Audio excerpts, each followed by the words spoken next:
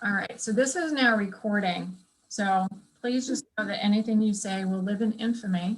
I'm just, but I kind of wanted to talk through a little bit about my whole process of trying to figure out something that I was pleased enough with to share with you today.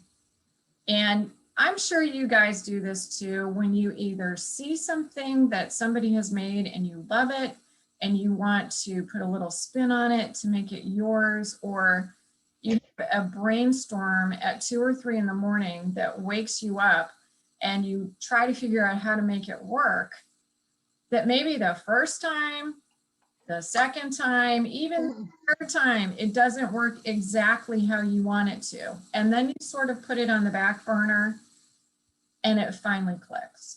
And that's what happened this week. I had an idea. I had seen a video that Gina Kay had put out, and I thought that's really cool. And I started playing around with the way that she was doing it, and it just wasn't working for me.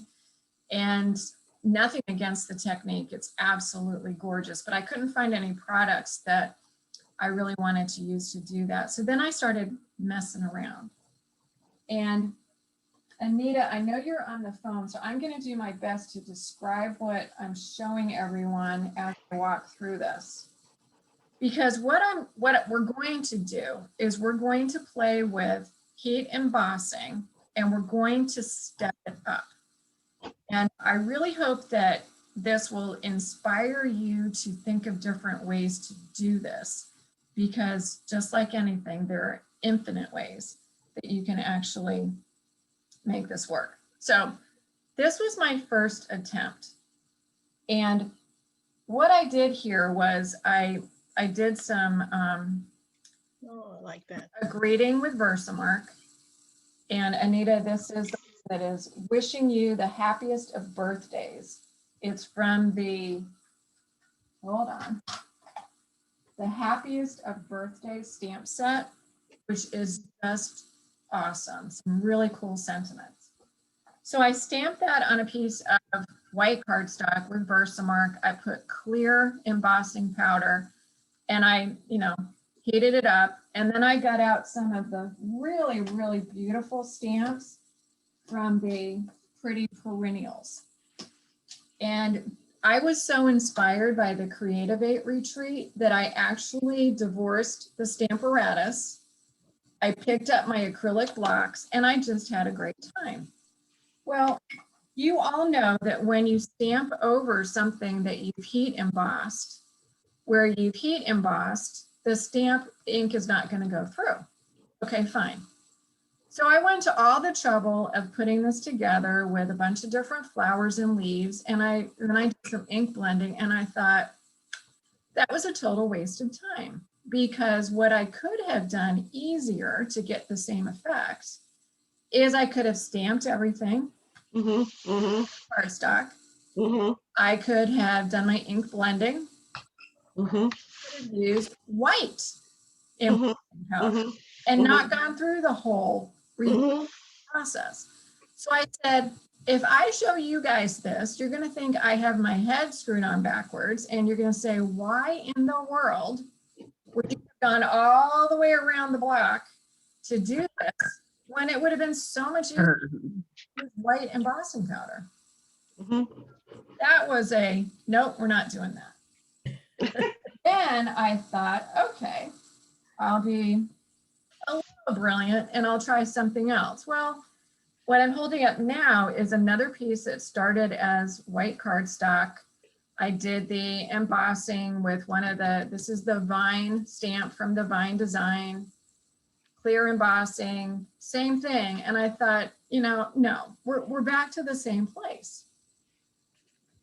Okay, so then I took a break, and I started thinking about different kinds of embossing powder that are on the market. And there are some embossing powders like this one. It's from Wow, and it has different colors in the embossing powder. Okay. What's really cool about this kind of embossing powder is when you heat it up, these black and white, they don't melt together. They stay separate. So you get a cool effect. It's like a marble effect. And I got to thinking, well, wouldn't it be cool if there's some way that we could not have to buy this kind of embossing powder, but we would be able to use the embossing powders and inks and everything that we already have to make the heat embossing look like it's sort of marbled or it has multiple colors in it. And that's what really inspired me. And I'm going to bring this as close as I can to the camera. That is nice. Yeah. And it has different colors that are captured under clear embossing powder. This is so stinking simple that you guys are probably going to say, why didn't I think of this? Or now, please stop, because there will be 1,000 ideas that are floating through your head. And Anita, what I'm showing is, again, it's the wishing you the happiest of birthdays. And it is heat embossed, and there it's almost like a tiger pattern, sort of, kind of, where it's an orange, and then there are black flecks that are under the embossing powder. So I'm going to show you how I did this, and I'm going to turn the camera to the place where I'm actually going to do it. And you guys should see that in just a second here. All right, so here's my messiness. And I'm also going to show you one more iteration that I tried that was a disaster before I got to the final. And this is sort of step one. And Anita, this one is the same, wishing you the happiest of birthdays, clear embossing powder, and there's some flecks of black. But it gets washed out because there's so much going on in the background. So how do we get to this, which is fun and something that you can jazz up with the technique that we're going to do with sentiment stamps, with solid stamps, with many different kinds of stamps that you have. The way that you're going to do this, and you want to do this with me, fabulous. If you want to kind of hang out and watch, fabulous. And Anita, since you're on the phone, I am going to do my best to describe this in words as I go. And if I'm not doing a good job, please just shout. So one thing that you definitely will appreciate with this technique is some kind of stamp positioning tool, whether it's a Stamparatus, a Misty, a Tim Holtz, whatever you've got, because this is going to be kind of a second pair of hands for the first few steps. And you can see that the grid paper that I have on the Stamparatus is a complete mess, but forgive me, that's really not what the point is here. So I am putting down a piece of, this is basic white, and the measurements are not super important. It's pretty much a scrap. I measured enough so that I knew that the stamp that I'm going to use will fit on it without a problem. And if you're going to use this one or something close to it, the measurements are 4 1/4 by 3 1/2. And again, it's really scrap at this point because you probably will cut it or die cut it when you're done. The first thing that I'm going to do is I am going to grab my little embossing buddy, and I'm just going to, just like anytime you do heat embossing, I'm going to give it a nice little rub and just put that to the side.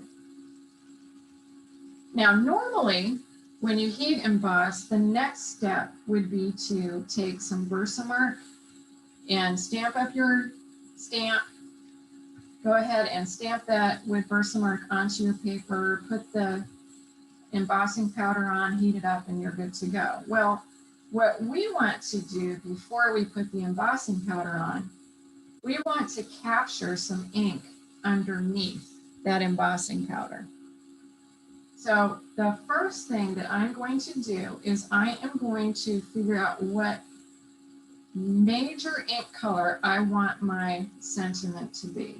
And I'm using pumpkin pie. Again, I wanted to have some really bright, springy, summery colors, and yellows and oranges just appeal to me for whatever reason.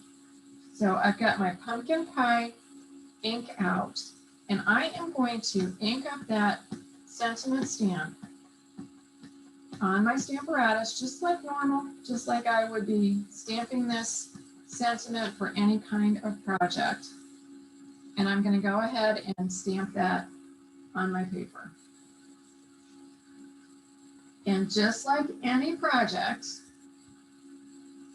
I'm going to make sure, as best as I can, that the stamp has pretty much filled in where I want it to be. If there are any places where I need a little bit more pigment color, or I didn't ink up my stamp really well the first time, I'm going to come back in and I'm going to fill in the blanks. And when I'm doing this, one thing that I'm doing is I am lifting my plate pretty slowly, because I am going to be coming back in a couple more times with that stamp, and I'm going to do my best to align the sentiment in the way that I started. So I just don't want things to shift around. So I've got my paper inked. The next thing I'm going to do is I am going to clean off the ink from that stamp. I want to get it completely clean. I am not taking it off the plate. I am just cleaning it up. And the cleaning tool that I had is one that I got from Gina K. It's called a Tidy Towel. It's really like the towels that you use to wash your car. You just kind of... Oh, like a chamois. Like a chamois, exactly. Thank you. And it dries and you just re-wet it and you can wring it out. So all I've done here is I have taken that ink completely off of the stamp. The next thing that I want to do, I'm putting the plate back, getting it ready to stamp for the second time, is I want to figure out what is the second color that I want to capture underneath the embossing powder. And for me, I wanted it to be black. It can be any color that you want, any color at all. And what we're going to do is we're going to use what is called the kissing technique to get the color of your choice onto the stamp. Because I want to get, in this case, I want to get some black ink in a very sporadic way. I don't want it to completely fill in my sentiment. I just want it to be here and there. So I need to get black ink onto my stamp, but I don't want to do it so that it is completely filled in. Well, there are several ways to do this. And this may sound crazy, but just bear with me because it really did work. I looked around my stamp collection and I wanted to find some stamps that had some kind of small lines in them. And when I got to the Hydrangea Haven stamp set, I found that there was a nice little flower and another little flower. You could use lines. A lot of grunge stamps have lines. You could use checks. You can actually get out a marker and just draw on your stamp. But I'm going to kiss this stamps onto the stamp that I want to actually use on my card. So what I'm going to do, Anita, I have put the two stamps from the Hydrangea Haven onto a block, and I've kind of put them close together. I am going to stamp them up with Memento ink. And then I am bringing those stamps over to the bigger sentiment. And I am literally going to stamp onto that sentiment. And I'm going to be able to see where those little black lines, at least in my case, are showing up on that sentiment stamp. And then I can put the plate back in, and I can bring my sentiment stamp, which has some black from those little flowers, and I am going to stamp right on top of what I already have.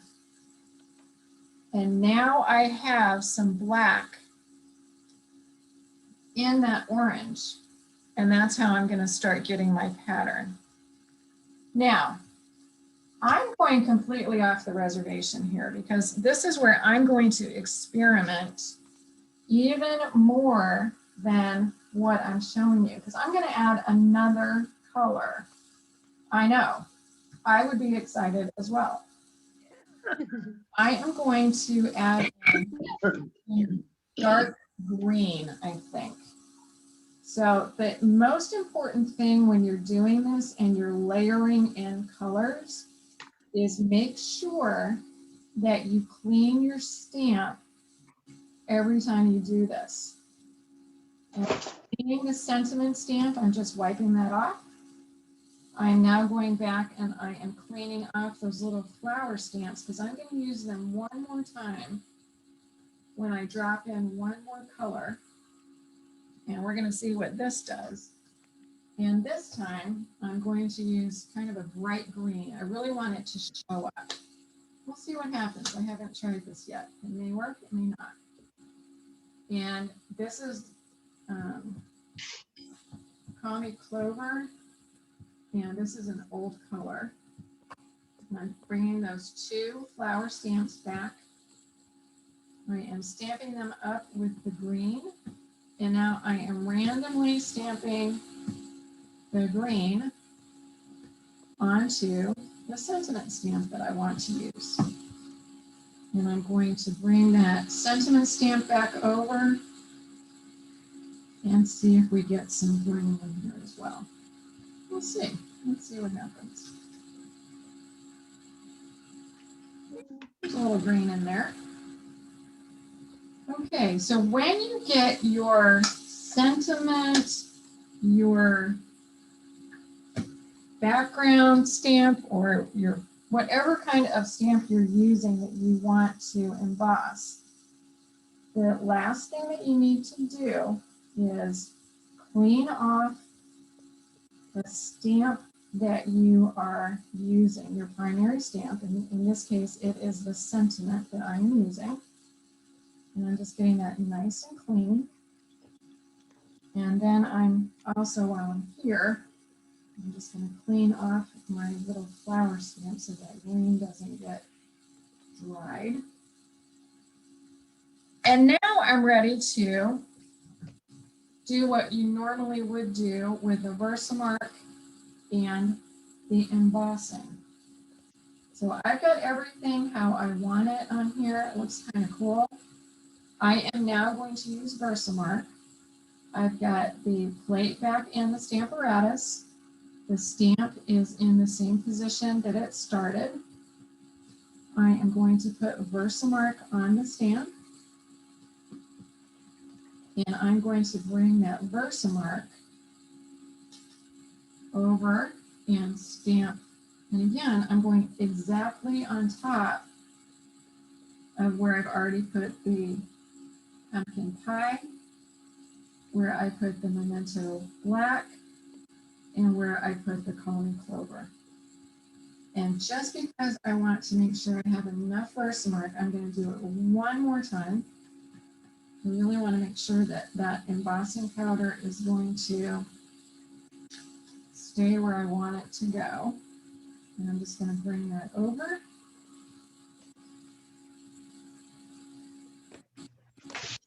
And now we're at the point where we normally would be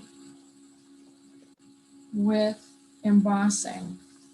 And that means that I am going to grab my embossing powder, and I'm using clear because I want to make sure that the colors that I have underneath are going to show through. So I'm just going to put this off to the side, and I am going to grab my embossing powder. And we've all done this many, many times.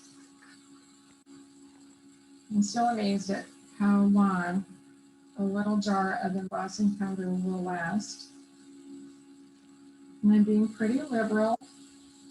Just going to make sure that everything gets covered.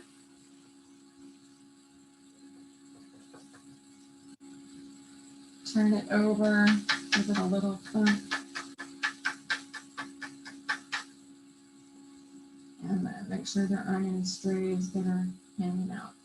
And we all know that with the embossing powder, it does look a little bit more dull than it did when we were looking at it straight out of the, in my case, the apparatus. I'm putting everything over to the side, making sure that I don't blow the powder all over everywhere. And forgive me for 2 seconds. I'm going to heat up my heat gun, and I'm going to heat set this. And just like always, it is super fun to watch this melt.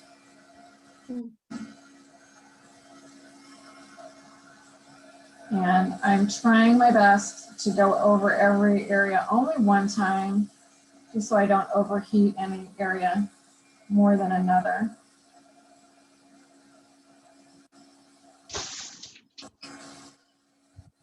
And this is nothing new. It's just good old heat embossing, making sure it's all nice and melted. Then I'm going to flip it over and just do the back really quick. And what is really fun, I hope this shows up in the camera, Mhm. you can see that there are layers of color in there. It is very random. It looks like it is intentional, that there was maybe a pattern in the background that got pulled into the front. I can see there's one place I didn't melt this, so let me just do that real quick.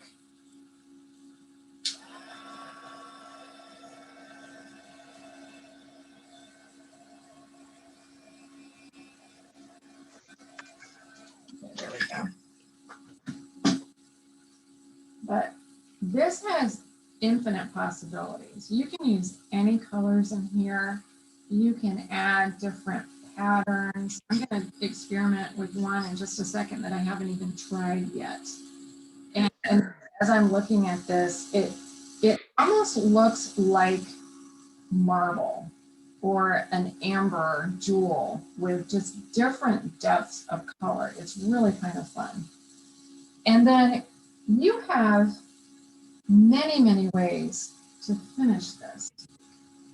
What I did with this particular card, and I'm probably going to do the same thing in just a second, just to show you some ideas, is I used some of the flowers and leaves from the pretty perennials. Let me actually just do this. It's easier to just do it rather than to talk about it. So if I grab one of the flowers and some of the ink, so I've got the biggest flower from the pretty perennials stamp set, and I've got some very bright yellow. This is pineapple punch, and I'm inking this up as best as I can because I really want it to be fully saturated. And then when I put this stamp down, there are going to be areas, because the heat or the heat embossing is on the front of the card, that are going to resist the ink. And you really want to give this as much of a kind of a push as you can. Don't wiggle it, but put your stamp right down. And then when you bring it up, obviously a light color is not going to show incredibly well, but there is ink that is on top of where the heat embossing is. If you take a paper towel and go up and down, don't rub. If you rub the paper towel, you might get some of the ink from the top of the heat embossed area. And if you do, you may drag that ink into your card. If you go up and down, kind of blot it, then you're going to get that ink off. And you can see from the paper towel that it's pulling it off. So that's what I did for the card that I sent in the email for a preview. And I just added a couple more of the flowers, different sizes in that pineapple punch. And then I used granny apple green and I added some leaves as well. And I got one of the rectangle dies, cut that out and put it on the card that we made last week, the double vertical easel piece. So that one was pretty easy. So I want to do one experiment with you that I haven't done yet because we're going to just see how this one turns out, just to give you another idea. And one thing I really invite you to do is, if you're interested in kind of playing around with this, and again, this will open up so many possibilities used for embossing combinations. I'm going to do pretty much the same thing. So let me just drag out the Stamparatus that I have set up. And rather than using those hydrangea stamps on this one, I am going to use a background stamp. This is an old stamp that I have, and it's a burlap one. And I haven't tried this yet, so this is completely experimental. But we're just gonna work together here. We're gonna see how this one turns out. Why not, right? What's the worst that can happen? I have to throw out a piece of paper. I can deal with that. So I'm doing it right from the beginning. I'm just gonna put a little bit of that embossing buddy on my paper. And I am going to start with the color that I would like as the base or the background on the heat embossed area. And because I have it here and because it's easy, I'm just going to grab the pumpkin pie again. Now, I could be really daring. I could take out the hydrangea, you know, the part of the hydrangea stamp that is the large round piece that really represents the flower. I could stamp that and then come back in with a different color as my second layer, but we're going to just kind of leave it here for now. Okay, I'm okay with that. That looks good enough.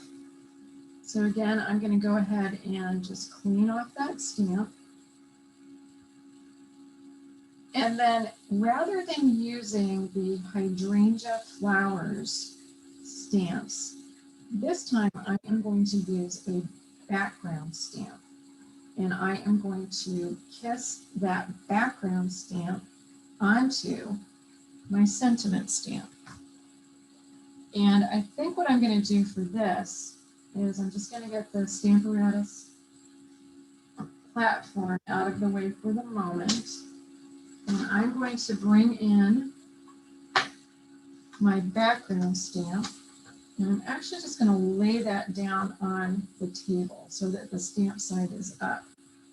And my plan is to ink this background stamp up and then take my Stamparatus plate, turn it upside down, and then push my sentiment stamp on top of that background stamp to kiss it. We'll see what happens. So I am going to grab my Memento ink and just ink this up.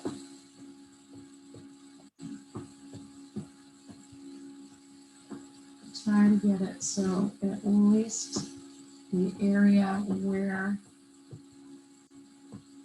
my sentiment stamp needs to kiss that stamp is covered with ink. And I will bring that back in, kind of in the middle. And here's the experiment. So I'm going to lay that down, press it a little bit, pick it up. Oh, that's cool. And then I'm going to bring my Stamparatus platform back in, put the plate on, and stamp right over what I had before. And pick it up pretty slowly. Oh, that's cool. That definitely has a repeating pattern in it. So you can see if you're using a repeating pattern, you can see what it left on the stamp itself. It's really kind of cool. So I am now going to just clean off my sentiment stamp and get ready to use Versamark and heat set this with the clear embossing powder. I'm also going to just go in here and go ahead and clean off my background stamp. I'll probably do a little bit better job on this, but I will get most of the ink off at least right now with the tidy towel. It's doing a pretty good job.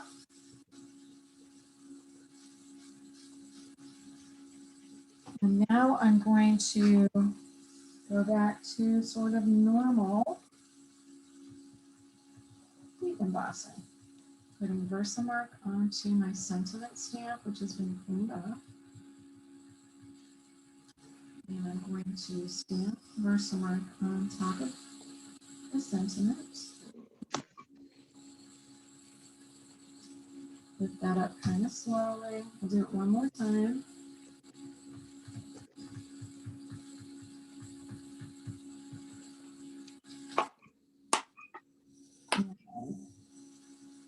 Re-ink that.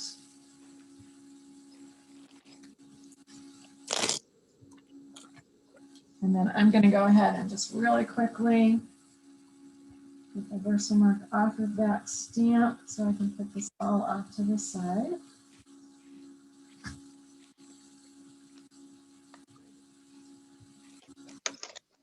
And now I'm ready to do some heat embossing. So I'll bring my tray back in. And I could try to pick some of that powder up off the bottom of the tray, but I will be lazy. And I'm just gonna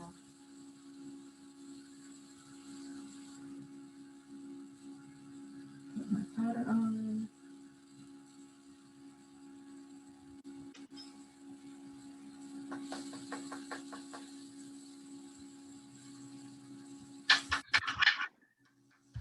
And I can already tell that I really, really like the way this one's turning out. It is really cool. And I'm hoping that once I get it heat set, I can show you because it's got a really cool pattern in it. All right, so I'm going to go ahead and heat set that.